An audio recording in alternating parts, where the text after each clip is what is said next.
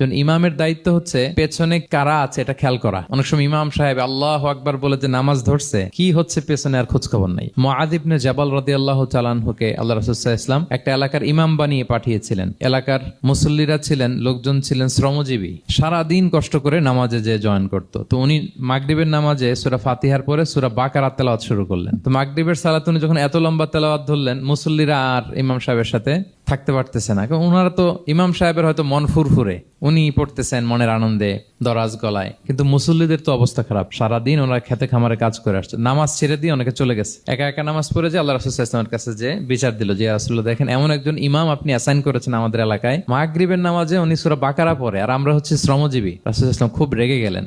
মুআয ইবনে জাবালকে ডেকে বললেন, তুমি কি সমাজে ফিতনা ছড়াচ্ছ? তুমি জানো না এরা কারা? তোমার কি সূরা ওয়াদ-দুহা ওয়াল-লাইলি ইযা সাজা মুখস্থ নাই? তোমার কি ওয়াশ-শামসি ওয়া-দুহাহা এটা মুখস্থ নাই? তোমার কি সাব্বিহিসমা রাব্বিকাল আ'লা এই সূরাগুলো তোমার জানা নাই? উনি বললেন জানা আছে। তো এগুলো রেখে দিয়ে মাগরিবের নামাজে কেন সূরা বাকারা ধরলা?